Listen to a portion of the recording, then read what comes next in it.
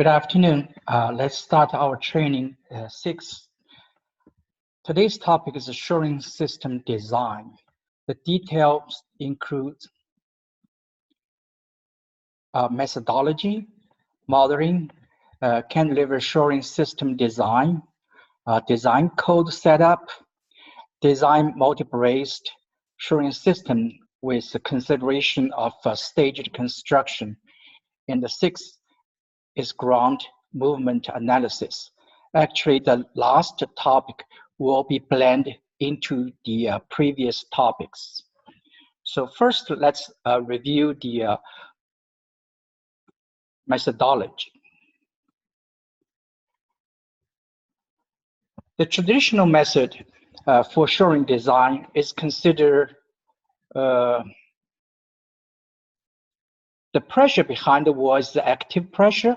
The pressure in front of the wall is a passive. Under these two pressures, the wall has to be balanced in the horizontal direction.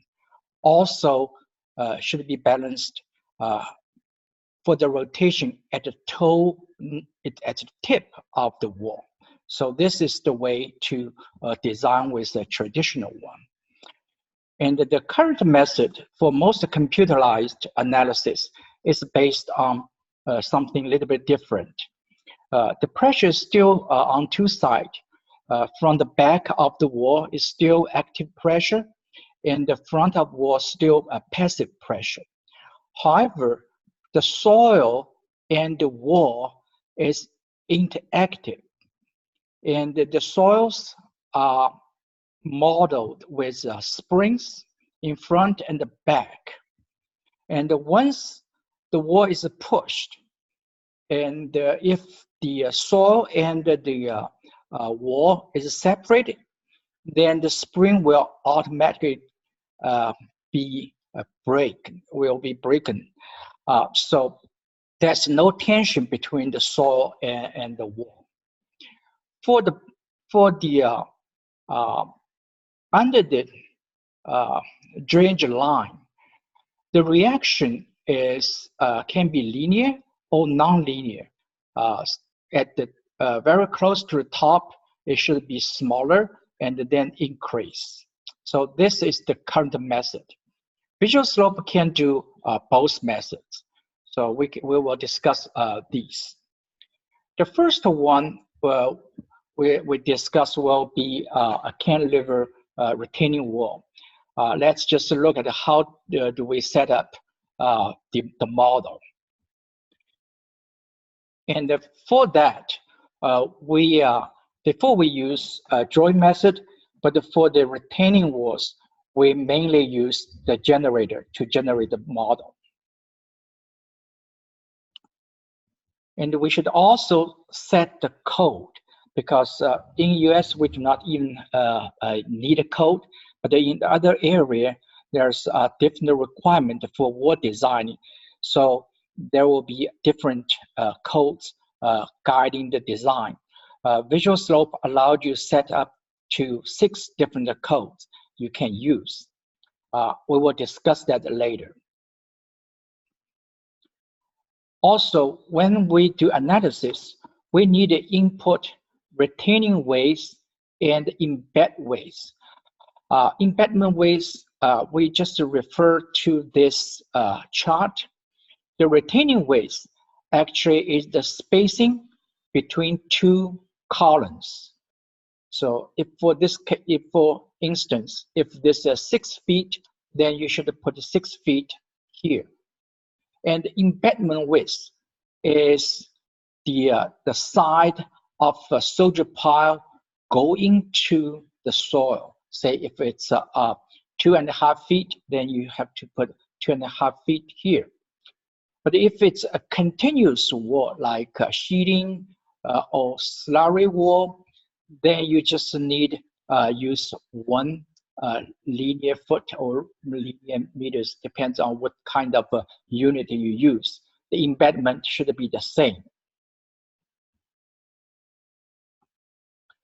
For the reaction part, we have here the current program you have may not have this option, But the one I have, we have this option, and for a while we will release that. This number can be from 0 to 1. Once it's to 1, the reaction force, if the soil is the same, then the reaction happens immediately. But the reaction, the amount of a reaction depends on the deflection of the wall. But the spring constant, if it's 1, then it will be all the way the same. However, if you reduce that to 0.51 or some number smaller than 1, the spring constant will not be a constant, but it varies with the depth. So at the beginning, it has a little bit, and then increase to the assigned number. And if you set a 0, then at the drainage line, the spring constant will be 0. There's almost no spring there, and then gradually increase to the normal value. So this is the number you need to set up.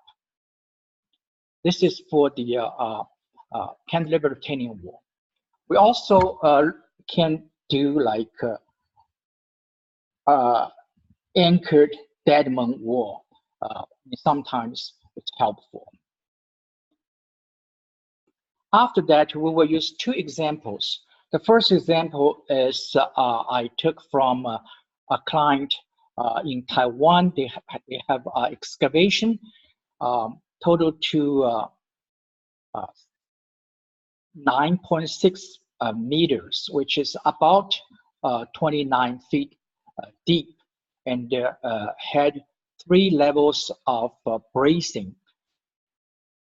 The first one is to minus 2.5, and then going down and going down. And the bracing itself, the material is here, and they also put a preload when they install the bracings, 30 tons and 60 tons and 6 tons. So we'll use this as an example.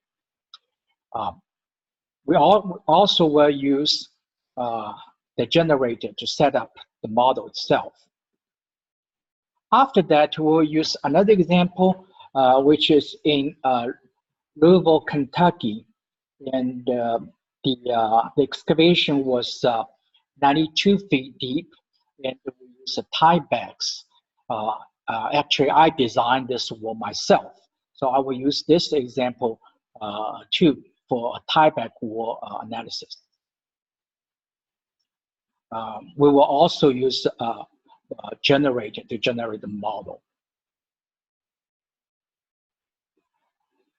We will also discuss the ground movement because we have a FEM variable in the system, so we will also analyze the ground movement. So these are the topics of today. So now we go straight to visual slope. Let's do the example 1 first, which is a cantilever wall. We open visual slope, and in this case, we choose a new project. The setting page is up. We just say this is example.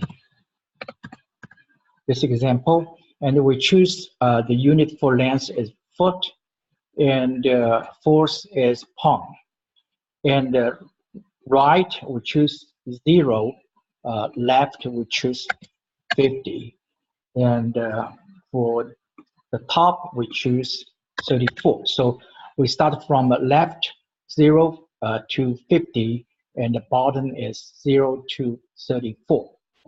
Once we have that, we click OK. Then we go into the main page.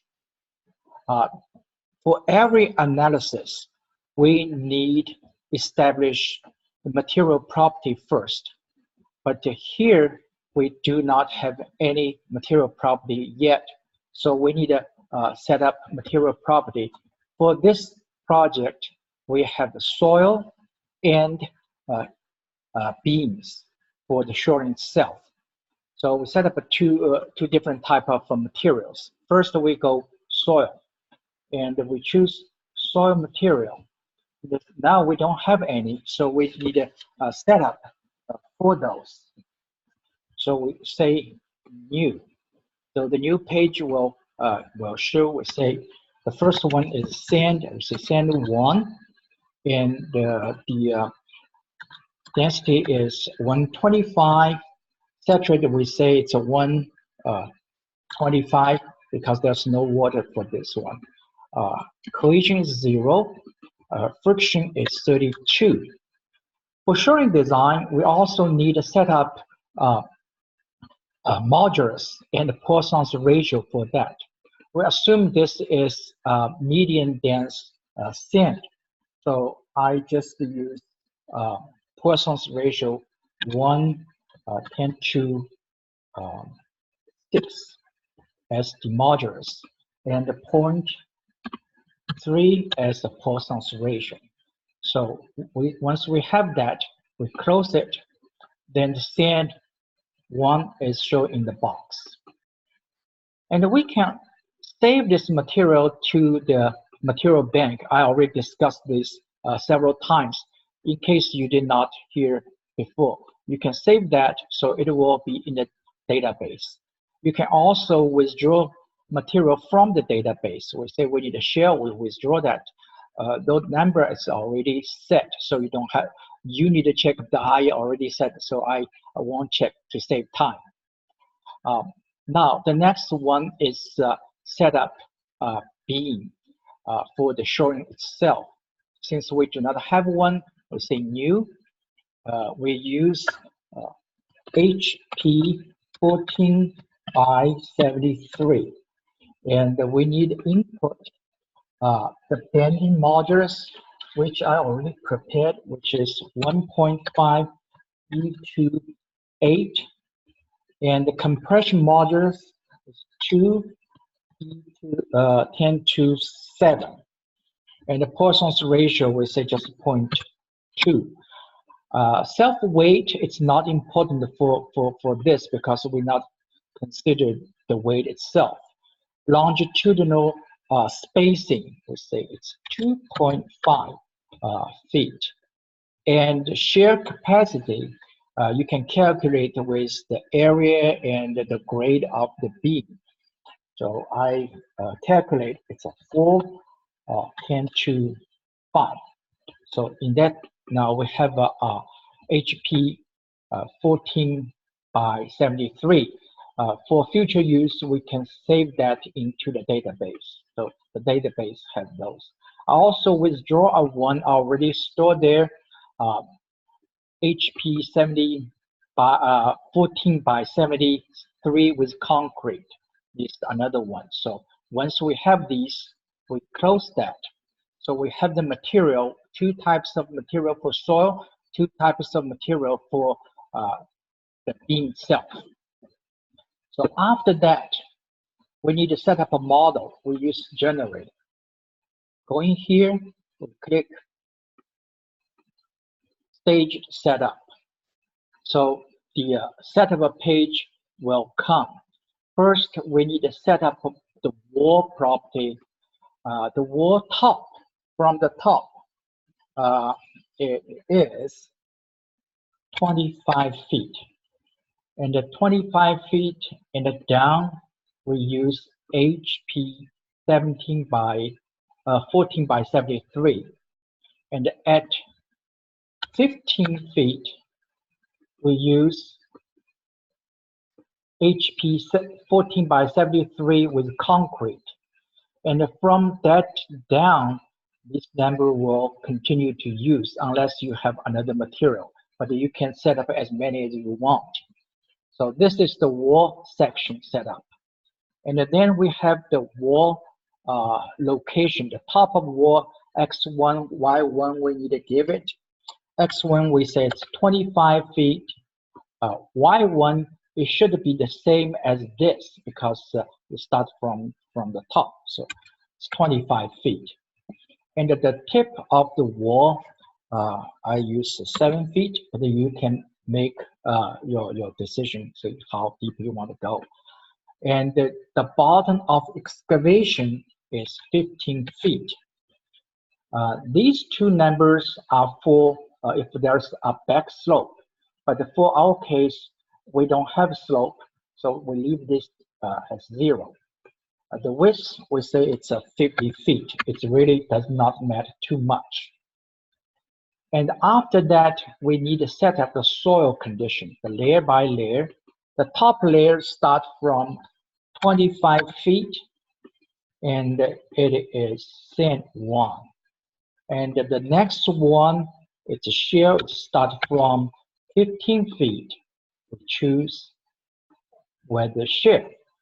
So from 15 feet down will be weather shale. If you have some material below that, different, you can continue to set up. Otherwise, leave it blank.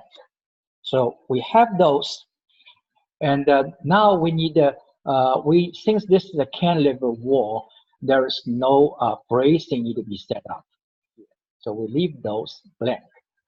Here we start have an excavation setup, and at the top one, remember, always equals the top of the wall. So we just say 25 feet. We have the water at 5 feet elevation, and the back the wall is also 5 feet, and we have a 20 PSF surcharge. The next step, we excavate to 15, and the water is still the same location, and the surcharge is still those. So by filling those in, we set up the model already. So once we do that, we click Stage Setup, which will store those data into the memory. Now we look at down, we have 2 steps. The stage 1 is 25 feet. So we choose that, and view the stage. We'll see the model is up already. And the next one is excavate to 15 feet. We click on that, you will see is excavate to 15 feet. So we have the model set up. We can close that. If you need it, you can save this model, so don't lose it. Now let's do analysis for this cantilever wall. You go to shoring design. They will ask, is this a shoring design? You say yes. So we will come to this shoring design page. I will go step by step for this page, how to use this page. First, you see the current code is code 1. So what is code 1? Let's look at. This is the code setup page, and we stored 6 different codes there. The code 1 is the one we are using. In code 1, we assume the friction between the wall in the active side is 0.3 of the friction of soil, and on the passive side is also 0.3 of the friction of soil. And the water pressure, there are what type 1 and type 2. Type 1 is we have a water behind the wall and the front wall. The shape will be it increase, and once it to the water in front, it keep constant going down. This is type 1.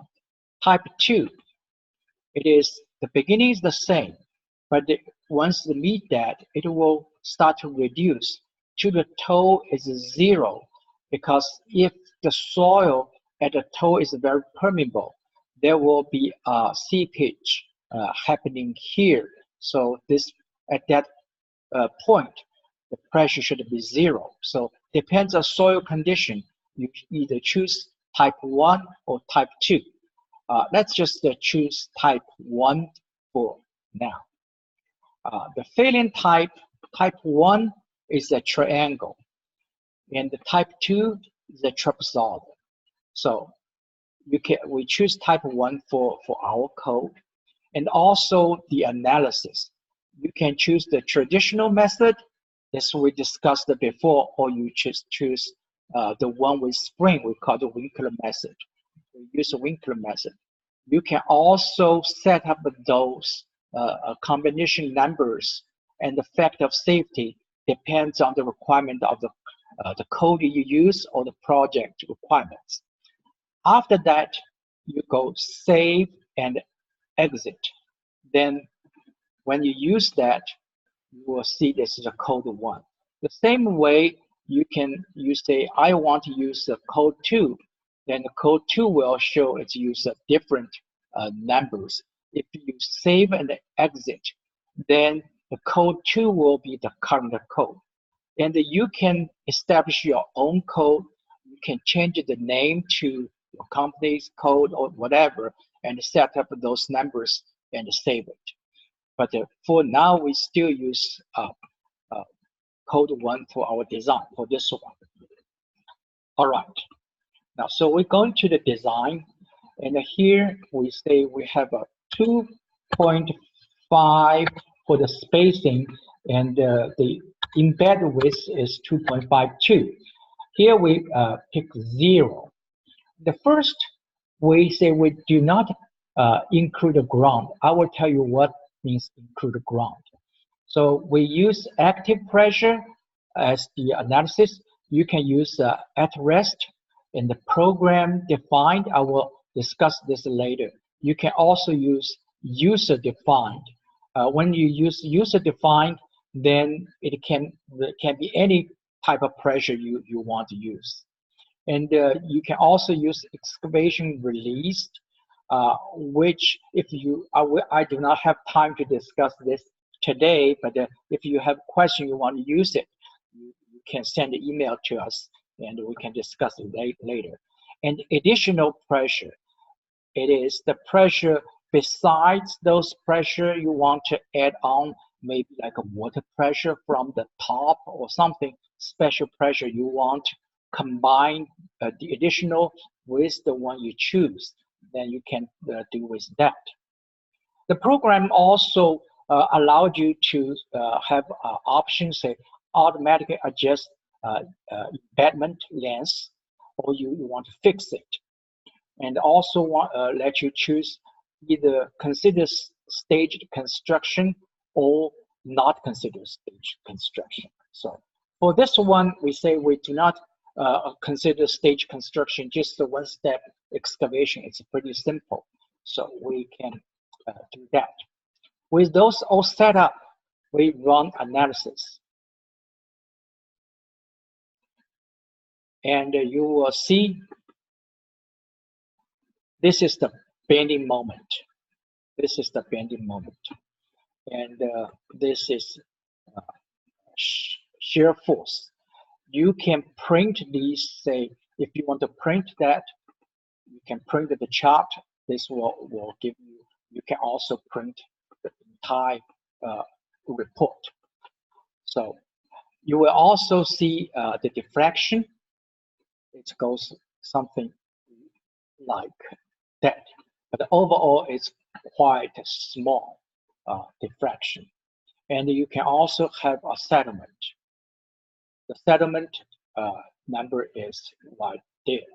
So you have a settlement. This settlement is calculated purely based on the volume equilibrium or volume equal method. Say if the wall deflect, the soil will be filled into the voids, make the settlement. So this is based on that. So we will finish this. So this is the one you run a design for cantilever wall. And you can also do a little more difficult. Say, I want actually calculate the ground deformation. Say, this is the one I want to calculate that. In that case, it will, once you click including ground, then it will automatically be considered excavation. And the step is, first step, you need to do initial analysis to calculate the ground settlement due to the soil weight itself. This is step one you have to do. And the step two, it is this one. And you can say, I do the analysis again. The result is pretty much the same. And once you exit that page, it will do another calculation. You can see this is the deflection of the wall, and the soil here is kind of settled. And if you really want to see how much it's settled, you do a vertical deformation contour. And you will see here is the settlement. And if you really need to know the number, you can do something like this. So the number will show here. The maximum is 2.72 10 to the minus 3 foot. It's very small settlement. And then goes that way will be smaller and smaller. So this is the one you consider the ground movement with the calculation of this.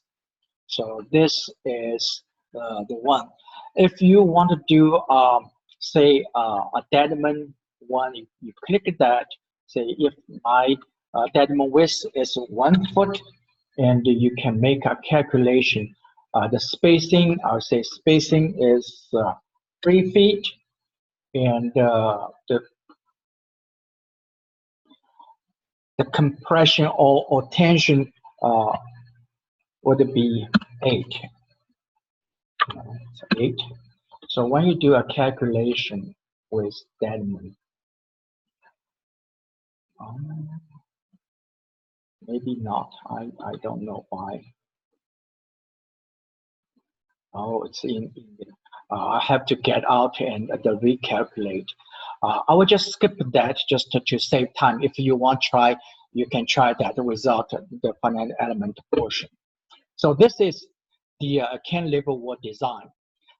The next one, I will just open the one, it's in Taiwan. So I open that model for you.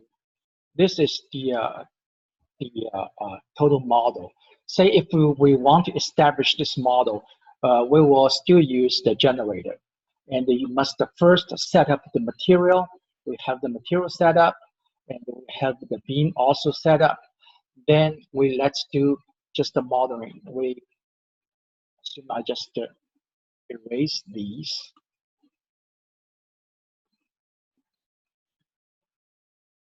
Erase those, just say we don't have anything, and we need to generate a model. We go to generator.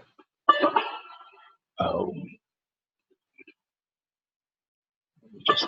let me just go out of that.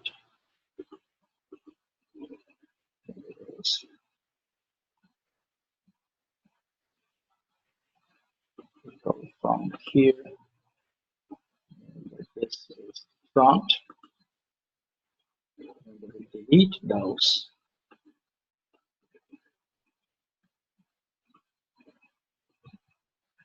Delete those.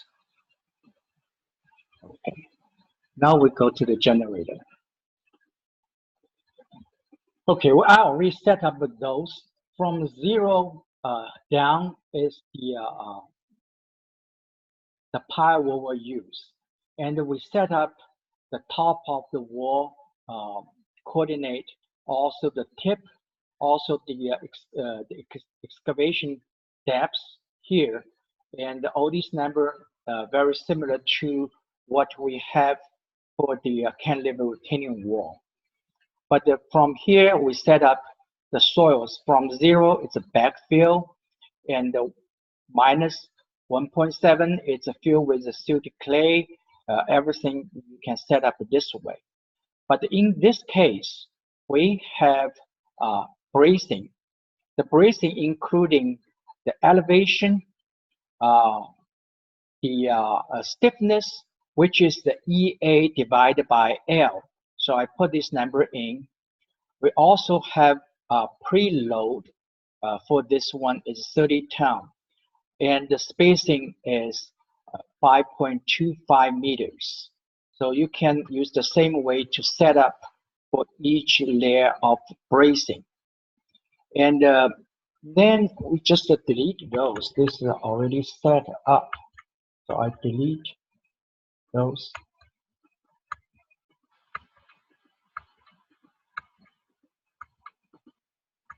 So say if we set up those numbers, then we will set up the excavation stage.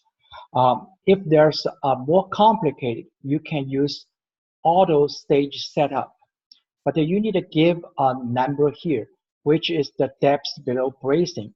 Actually, is the space between a bracing and the excavation. So, for example, in this case, we want to excavate 1 meter below the bracing before the bracing can be put on. Otherwise, if it's too close, you cannot put the bracing in. So you need to make some room for that. So I would just say it need to go 1 meter below that. After you finish these, and then you click auto setup, it will give you a warning, say everything below will be erased. Do you want to continue? You say yes. So once you've done that, it's the setup is already done, and you can change the water level manually, also the surcharge manually. But to save time, I just leave it as what you have. So once we have that, we see we have 8 stages. The stage 1 is the one we never actually excavated, and then you go to 2. It excavates to 2.25, which is 1 meter below the first layer of a bracing. So when you see that, it's excavated to that, but the wall is in a cantilevered condition. The next step is we add the bracing in, and it is in the preload condition. So how do you move the in and move the out? You can say this, it's a preload, but you can click that, it's not in preload. But you click it again, it's in preload.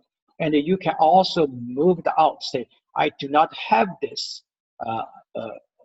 bracing, but you can say, I need that, and it's in preload. So this is the condition there. And you will see there's a blue line, and there's arrow means there's a force to the wall in the second stage. And the same thing for the first one, it's going to, this one's already installed, but it's excavate to 4.9, which is 1 meter below 3.9.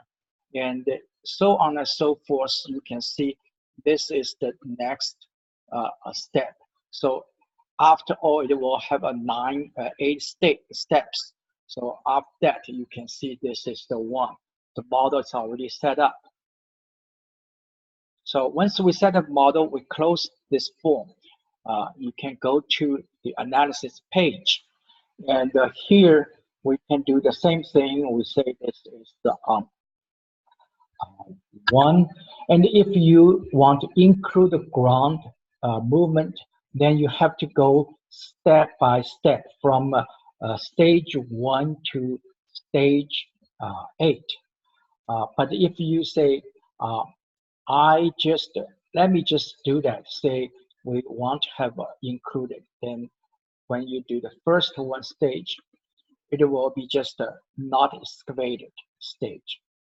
And you do analysis.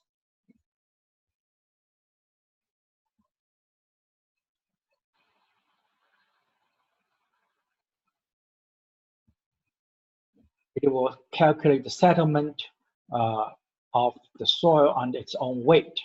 Then stage 1 is done. We do stage 2. Stage 2 is excavate to this point.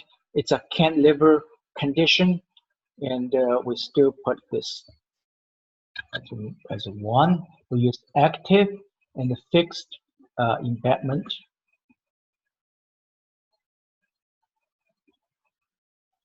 So you have that, you can see the bending. It's like this, it's going down, and the diffraction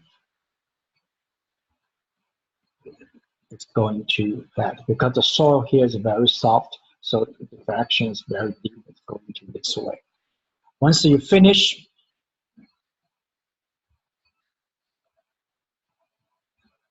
it will calculate the settlement for you with a finite element. And let's just look at deformation, vertical deformation.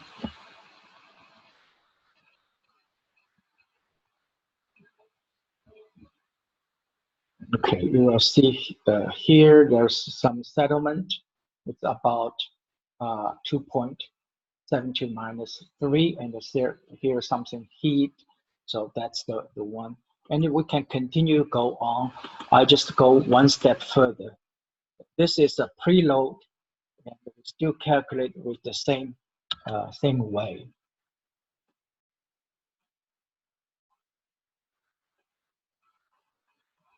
So when you see that the bending moment, you can see there's a notch here because this force pushed that. But if you look at the deflection, the diffraction is still going this way because at the first stage, it was a cantilever condition. It's moved out. But when you put a preload in, the force is not large enough to push this whole beam back, but it still push a little bit in, but not too much. So the diffraction should be smaller than previous calculation, but not complete back to the vertical condition. But overall, it's very small, so we don't even care. It's almost to 0. But since the program, the chart exaggerated the deformation, so you will see something like that. So this is, you can continue on with this for calculation for almost 9 steps. So, but we won't do that to save time. So you can continue to do that. The last one we will do is a tieback example.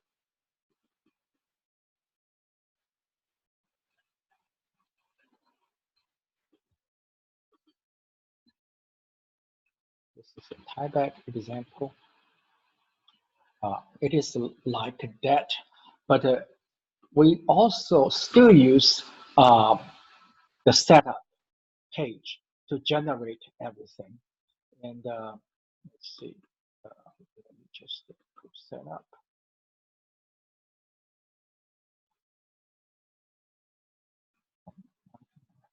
Let me just do this. Okay, now it goes. So we have different, we have like almost 7 stages. We just do show the first one. It's in the cantilever condition. I just jump a little. 5th step, and we have 3 tiebacks in, and the last one have all tiebacks in. We just say we go through these. Someone said, well, I do not want to do like stage by stage. I just care the last one or one particular stage. So we just choose the last one. When we generate tiebacks, the tiebacks material is not signed because the tiebacks can be different. So what we need to do is we can manually sign those into it. Manually signs into it.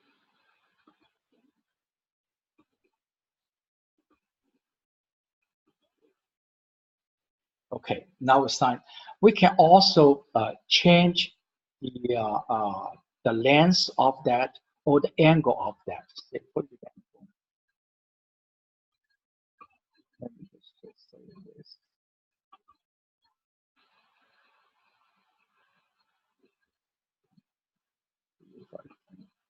Yes, I can move that.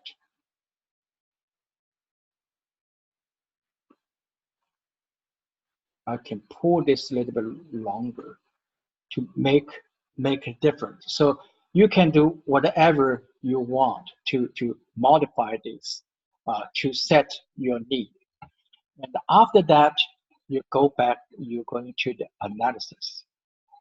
We say we have a 0.2. This is actually the same embedment risk because it's a second pile condition.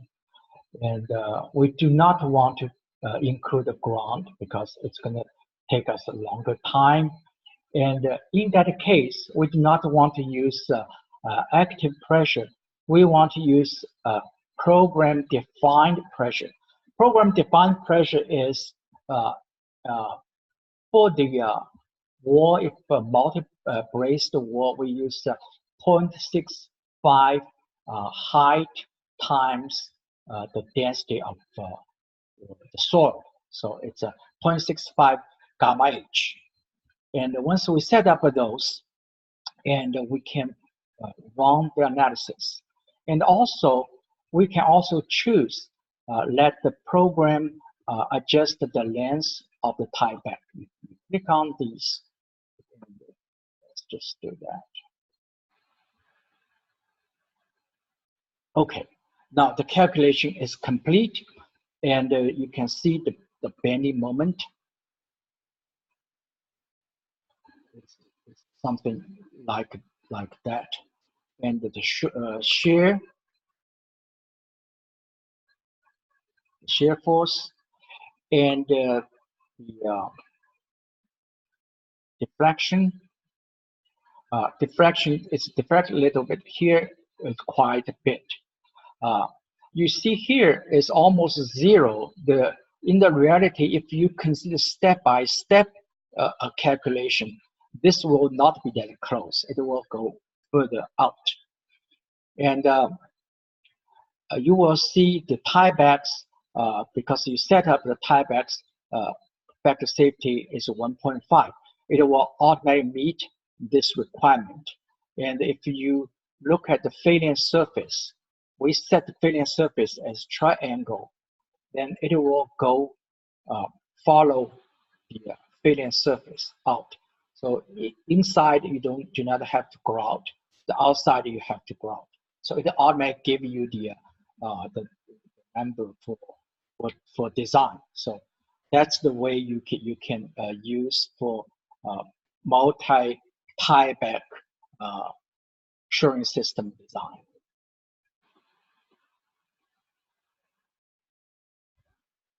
Okay, we are almost done, and I think we covered most today's topic.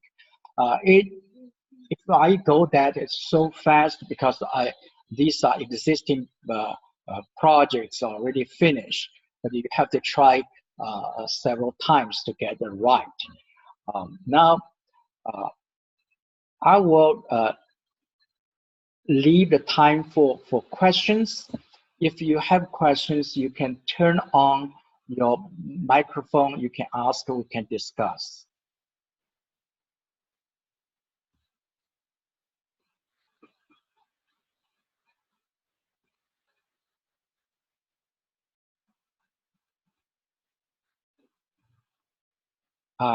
If not, if you have any questions, you can always send me an email, and we can discuss that. Or you have a special project, then we can discuss those too. Next one will be tunnel lining design. I don't know if you will be interested. Anyhow, have a good weekend. Also a good Labor Day. Thank you. Bye.